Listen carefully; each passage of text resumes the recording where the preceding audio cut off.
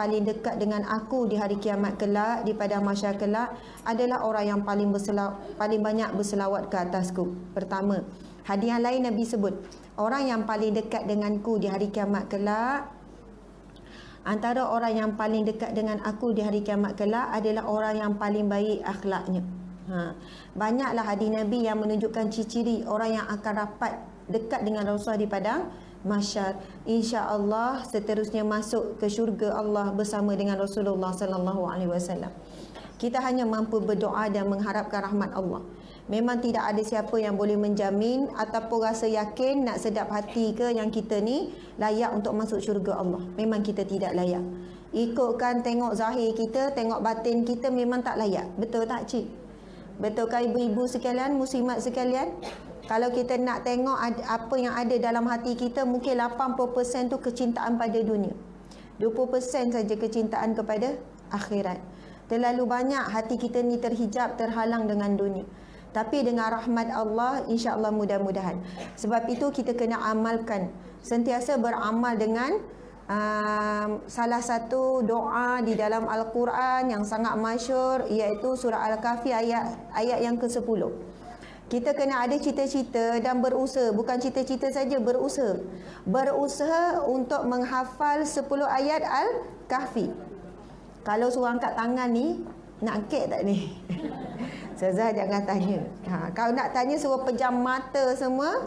Lepas tu tanya, siapa yang dah hafal ayat 1 hingga 10 surah Al-Kahfi? Agak-agak berapa orang ni?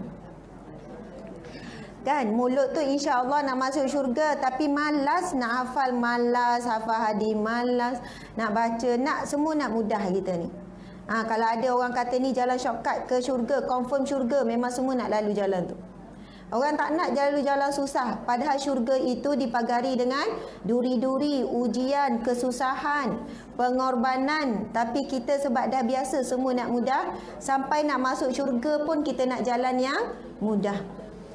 Hadis Nabi sallallahu alaihi wasallam, Nabi bersabda, barang siapa yang menghafal, yang beramal, yang membaca surah Al-Kahfi ayat 1 hingga 10 akan mendapat perlindungan daripada fitnah Dajjal.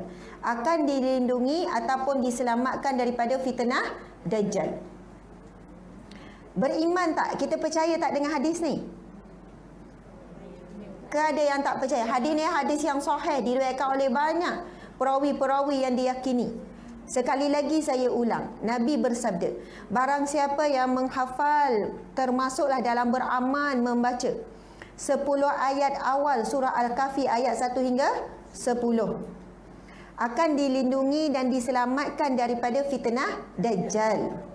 Kita pun mula fikir ni, yang umur 50, 60 ni, 70 ni yang hadir ni, kita pun mula fikir, kita kata Dan tak sompek jumpa Dajjal ni, tak apa, tak hafal pun.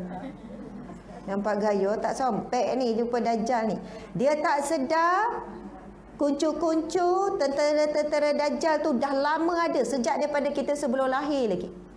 Sebenarnya Dajjal ini adalah satu lambang kepada dunia. Betul tak? Imam Mahdi Nabi Isa lambang kepada akhirat. Maksudnya fitnah-fitnah Dajjal ni fitnah-fitnah dunia. Bukan semesti Dajjal yang betul-betul tu keluar tu nanti. Setiap hari pun kita perlu beramal dengan ayat ini supaya kita selamat daripada fitnah dunia. Dajjal tu lambang kepada dunia. Subhanallah. Dan mudah-mudahan ya, kalau kita di sini wan-wan ni, ramai wan-wan ni, kan, beramal, baca, hafal 10 ayat surah Al-Kahfi ni, Allah bagi hidayah, Allah bagi petunjuk kepada anak cucu kita untuk baca. Mungkinlah hari ni kita suruh anak cucu kita, dia orang tak heran pun nak baca, nak hafal ke apa kan. Tapi berkat kita ni gigih duk baca, pasu pesan, dia orang pun tak layan. Lepas meninggal barulah dia orang ingat. Mak pesan dulu berapa kali, banyak kali supaya hafal ayat 1 hingga 10. Bukan semestinya Dajjal yang betul tu, tapi fitnah-fitnah dunia yang begitu banyak. Kalau kita tengok ayat yang ke-10, ayat yang ke-10 tu ada satu doa. Rabbana atina min ladunka rahmah wa hayyi lana min amrina rasyada. Ayat yang ke-10. Doa tu doa siapa tu? Doa Ashabul Kahfi. ketika dia lari daripada pemerintah yang zalim, raja yang zalim tu. Dalam dia lari tu nak menyelamatkan apa? Akidah. Sebab ramai dah kena bunuh, ramai yang murtad dah ni. Hari ini setiap hari pun kita sedang sentiasa berlawan dengan menyelamatkan iman kita. Kita kata kita beriman, pakaian kita nampak seperti orang beriman, lidah kita macam sebut perkataan-perkataan yang menunjukkan keimanan. Tapi hati kita ni tidak ada siapa yang boleh tahu melainkan Allah. Sebab itu ramai mana orang yang nampak zahirnya beriman soleh, tapi rupanya amalannya ditolak, dicampak semula ke mukanya ataupun ke muka bumi. Sebab apa? Soal ikhlas. Betul kan? Soal ikhlas, keyakinan. Kita dengar hadis Nabi itu, kita dengar firman Allah macam-macam. Tapi tak ramai yang yakin pada lidah, tapi di hati tak yakin. Sebab apa di hati kata tak yakin? Memang terbuktilah kalau betul yakin dah lama dah hafal tu. Tak hafal bermaksud tak betul-betul yakin. Ataupun kita rasa kita yakin yang kita boleh selamat daripada fitnah Dajjal walaupun tak buat persiapan. Ini bukan yakin ni. Ini hanyalah angan-angan. Kita duk berangan kita ni insya-Allah boleh jawab, Dajjal tanya jawab dia lah.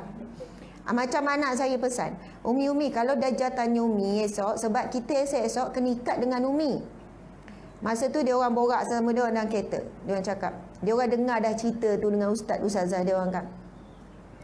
Yang Dajjal 3 tu cakap, Umi esok kami kena ikat dengan Umi dekat tiang, Abi yang ikat.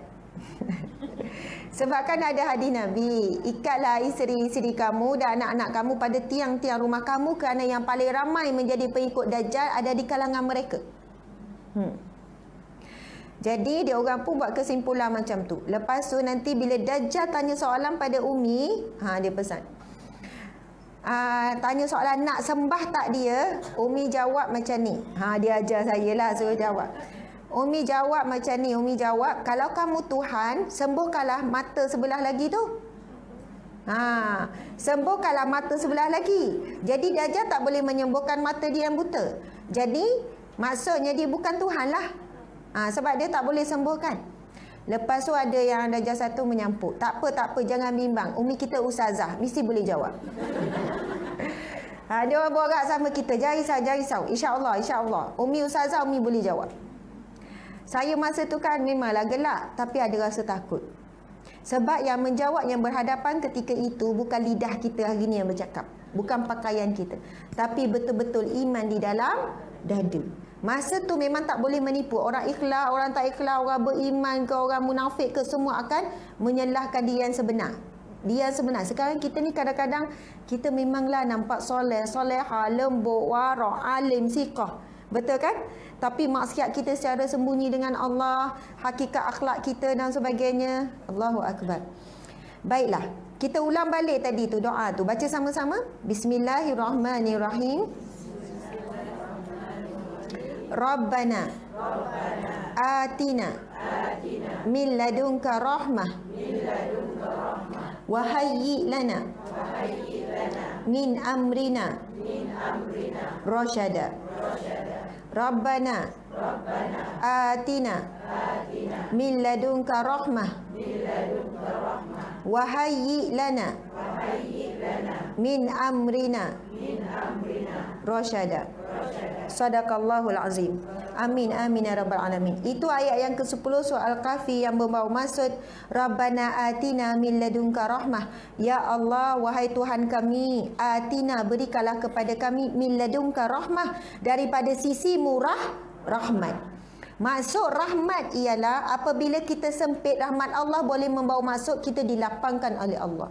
Apabila kita sakit, rahmat Allah membawa maksud Allah akan berikan kesihatan. Apabila kita sedih, rahmat Allah membawa maksud Allah berikan kita kegembiraan. Apabila kita berduka cita, rahmat Allah membawa maksud Allah berikan kita kebahagiaan. Maksudnya rahmat Allah ini maksud dia luas segala-galanya. Dan hanya saja kita layak ataupun kita akan mampu masuk syurga Allah dengan rahmat Allah. Ashabul Kahfi ni lagi ni hanya mengharapkan satu je, belah kasihan rahmat Allah. Mereka dalam ketakutan. Rahmat Allah ketika ini adalah keselamatan, perlindungan. Masya Allah. Lalu Allah lorongkan mereka bila mereka berdoa, wahayyi lana min amrina rasyada. Apa maksudnya? dan berikanlah kepada kami dalam urusan kami amrina, wahai ilana, dan berikanlah, kurniakanlah kepada kami amrina, dalam urusan kami rasyada, petunjukmu yang benar. Jadi minta Allah bagi petunjuk, nak lari ke mana. Akhirnya Allah lorongkan masuk ke dalam satu gua. Lalu gua itu dilindungi Allah daripada pandangan yang dikejar oleh siapa? Tentera raja ni kejar nak bunuh ni. Lalu ditidurkan Allah Subhanahu Wa Taala salah seekornya, salah seekor bersamanya adalah Ar-Rakim tu kan. Anjing yang nama Ar-Rakim dalam ayat tu juga.